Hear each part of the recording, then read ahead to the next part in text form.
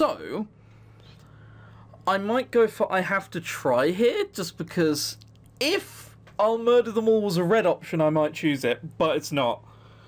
No, come on, we have to try. No, I'm sure I can. Something tells me that I'll be able to defeat them. That is always what you say, but one day there will become a time when you cannot weave your way through the swords of your adversaries. Imperial weapons are overrated. Those guys are probably so badly trained they couldn't hit the side of a barn. There is strength in numbers. It does not matter if they are skilled warriors or barbarians. You cannot win against an army.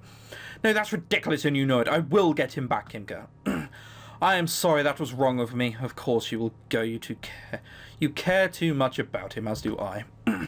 She falls to her knees, sobbing softly. Unsure of what to do, I walk over, trying to comfort her. Kimka. Suddenly she grabs my leg in a desperate attempt to stop me from leaving. It takes a few seconds before I get over the shock and wrest myself away from her. Assume that's meant to say wrestle. Tara, I love you so. Why do you scorn me? Do you hate me? I don't think this is a good time. Get a hold of yourself. Please, please do not leave. I stumble away, trying to run towards the surrounding forest. Come back! She screams and sobs, my head throbbing with pain as the entire world dissolves beneath my feet. Finally, I'm deposited back in my original spot, with the cool wind blowing across my face. My body seems to be back to its regular self as well. Is the nightmare finally over? So that's a woman. Just pointing that out. That is a woman. Oh, Dougal, you're back. Wait, who is this woman? She seems to be wearing some clothing for some reason. Do I know you? Of course, it's me, Dougal. I am taken aback as she walks towards me, getting uncomfortably close. Kimka, why do you look like that? What's going on here? Do you not realise this is how I truly look, Dougal? No, it's not. You're a Farron. Did you ever wonder, Dougal, what the perfect way to bring peace between two races would entail? Lots of negotiation? No amount of negotiation will ever untie the world. There's only one solution. One beautiful, all-encompassing solution. That is the true reason I want the Philosopher's Stone. She tries to embrace me, but I back away with growing dread. We can become human, Dougal. I know it. The goddess split us apart from a single whole. If the Farrons can become human, we can live alongside you. Could humans and Farrons really have been the same? I never thought about it that way before. The Book of Horus says they were created by the goddess to serve humans. The Empire and Church consider them an inferior species. But now that I think about it, the story behind the creation of Farrons has always been vague. Still, the notion that the Farrons, a supposedly inferior race, could have once been humans is nothing less than heresy. Not that it would matter if I was a heretic. After all, I know exactly what I am, something far worse than a Farron in the eyes of the Empire. How do you even know that's possible using alchemy? You want me, don't you, Dougal? I'm a real human now. You want to hug me, caress me, run your tongue across my... Listen, Kimka, this is just insane. I never said you were better as a human. That's a lie and you know it. You like me better like this. That has no bearing on anything. You're lying to me and to yourself. I push Kimka away, though she still stares longingly at me. But what if you could change things? Wouldn't you want me to be different? How'd that fix things if you were a human? If we were all human, then we would all love each other. That could never happen. How do you know that? I can tell you want me to look like this. That is your nature. Look at Nera. She didn't care whether you were human or not. Nera never fell in love with anyone, Dougal. You're fine the way you are. You should be a human. You should be a human is surely just the racist answer. This game's getting very serious very quickly. You're fine the way you are. I sigh dejectedly. Maybe Kimka is right after all. We're just too different. Look, being different doesn't mean we have to hate each other. Of course it does. Humans hate things that are different. No, that's something that can be overcome. I know that we can coexist even if we're different. If we were all the same, then you wouldn't be able to do your alchemy in the first place. I want to be human. Think about it. If you were human, you couldn't go into the dream world anymore. It's your body that gives you that power, isn't it, Kimka? It doesn't matter if you're human. I love you because of who you are. Kimka stops short, as if snapping out of a trance. My vision is filled with a bright light as she regains the control of her senses. Oh. I was wrong. Making everyone human would not solve anything. It would not bring back Taro. That reminds me, what was all that about? Were they real? Yes, they were very real. You must be confused. Perhaps I should explain things so you can understand. Can I get out of here first? That seems like a much better idea. Oh god. Taro was my recently betrothed, and we had a child.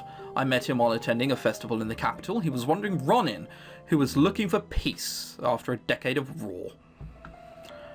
War even, not raw. We settled down outside my village, and it seemed he was the happiest he had ever been. But... there's always a but. Yeah, there we are. That is until the rebels set up a camp nearby and fought my people for valuable Ethereum buried underground.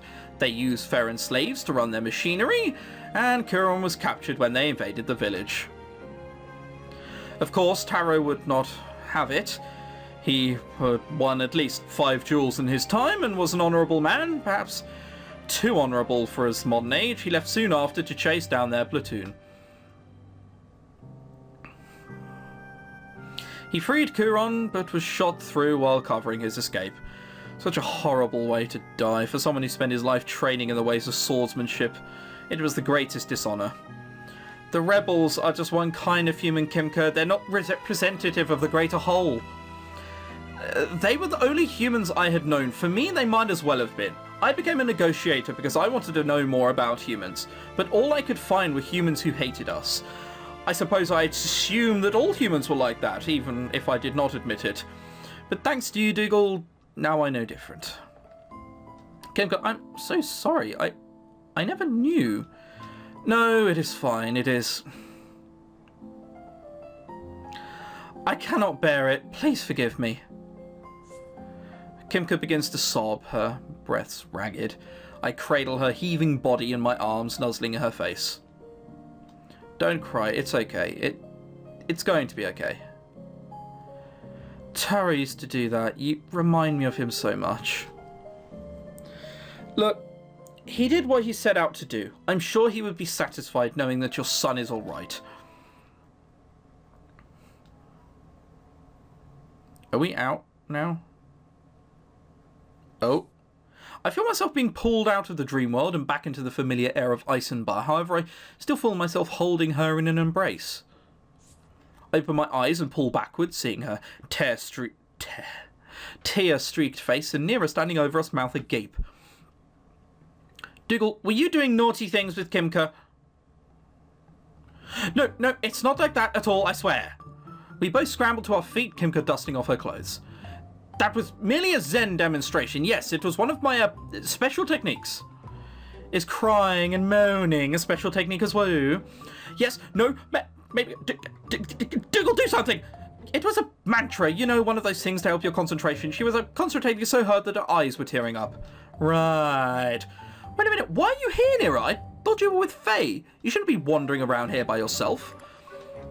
Faye had to stop playing. He got all steamy and fell over. Talk about a party pooper.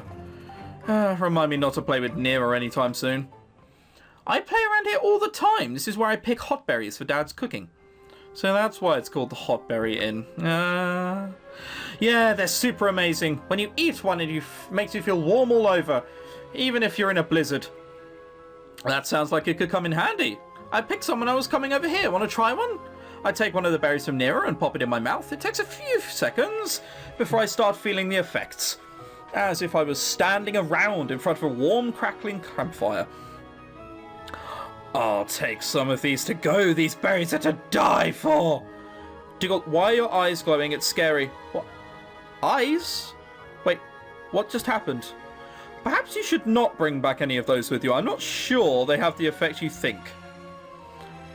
I'm going to go back to the inn now. Maybe you can help me fix my necklace later? If I can help Cerise first, that is. Nira skips away, carefree as can be. I feel sorry for Faye. That must have been cruel and unusual punishment. Let's just hope she doesn't tell Jeffrey about this. He's patently religious, you know, and the church doesn't exactly approve of this kind of thing. You know, fun. I am sorry for all the trouble I caused. I should not have lied to you. Please accept my sincerest apologies. It's no problem, really. I just need some time alone for a minute, okay? Of course. Now then, about this Cerise matter. I believe that traditional Farron practices may be able to help her. You can do that? Despite what you have just experienced, the majority of the shamanic practices work by calming the mind and allowing for greater control of the ether. If I could teach Cerise some of my techniques, she should be able to control her familiar. What about when it gets even bigger? They also account for that. There is a means by which to freeze or even reverse a familiar's growth, such as the power of the infinitum to exist beyond time. Cerise only lacks the skill to manipulate the time's flow. You mean that she should be able to wait until she hones her abilities before her Felcre grows larger? Of course, it will limit her potential power as well, but given her casual application of alchemy, I don't see the problem. That's great! I'll bet we wouldn't have this kind of stuff if all friends were humans now, would we? Indeed, it was foolish for me to pin all my hopes on one ridiculous dream. Admit it, you liked me as a human, didn't you? Well, was that really accurate? Of course it was. To other Ferrans, I am indeed rather striking. I guess you were a little disappointed that I didn't see you the same way then. Actually, we were rather amicable. Would you be interested in meeting another time? Yeah, sure, it's fine by me. Excellent. I will have a bit of a surprise waiting. I hope it does not perturb you. I hope so too, I guess. Kimka walks away towards the village and I begin to follow suit. Isaac leads over, confused at Kimka's sudden change of personality. Diggle, what exactly happened while you were in the dream world? Let's just say Kimka wasn't being entirely honest with me with her thoughts about humans. God, it's the evening and we have to face Torrun after this. Scary place. It almost seems to be high noon as I walk into the town square. The sun is nearly above me. While usually busy at this time of day, there doesn't seem to be anyone here. Curious, I walk further towards the statue when a guard steps out behind me and barricades my way. You are to remain here until further notice. Orders from the guard captain, sir. Huh?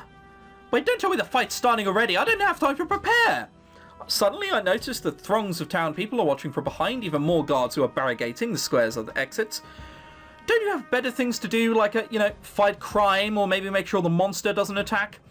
No one disobeys the guard's captain's orders, sir.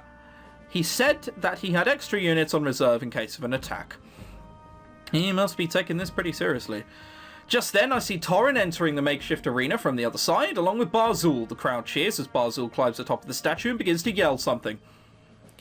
Welcome, ladies and gentlemen, Ferrans and humans, to the match of the century.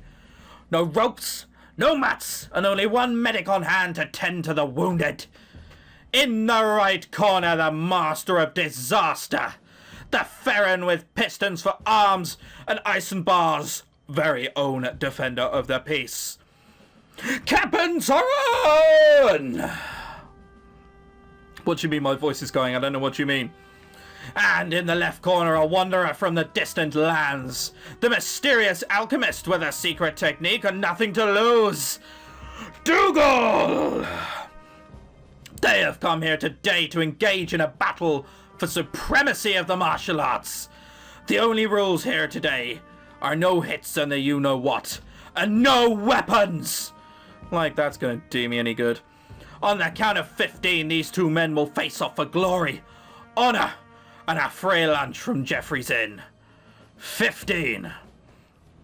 Good enough. Gah, abandon ship. Isaac flees to the top of the statue as Torrun lunges at me, forcing me hastily to dodge out of the way. The crowd cheers as I flee from his punches, but I don't exactly see any good way to fight back. What are you waiting for? Fight back, weakling! Put your jukes up, you can't stop me. You can't stop me.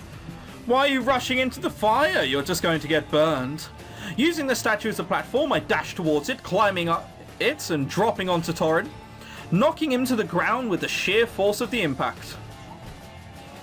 Decking him with punch after punch, I still don't seem to be doing much besides making him even more angry. He grabs me, throwing me off him with a grunt and getting to his feet as I roll onto the pavement. Ha!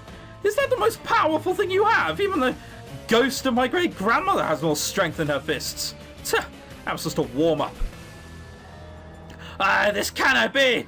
This early on in the fight, it looks like Dougal's almost down for the count! In fact, maybe I should start counting.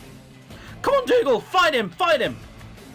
I hear the voice from somewhere and notice Nira jumping up and down at the edge of the crowd. She seems to have brought Jeffrey along to watch a spectacle. Talk about embarrassing.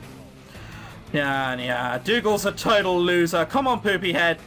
Nira has started taunting me and making funny faces as if I'm some kind of circus clown. I would be able to hold my own against a normal opponent, but this behemoth is far out of my league and weight class. You are not even paying attention. That will be your downfall. Finishing blow! Torrun strikes me with an outstretched palm, sending me flying backwards. He follows it up with a kick, and I feel the wind leave my lungs as I black out. I either get up and beat the shit out of Torrun, or stay down.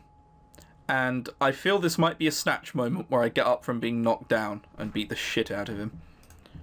Power. You need more power. If you desire it, then you shall have it.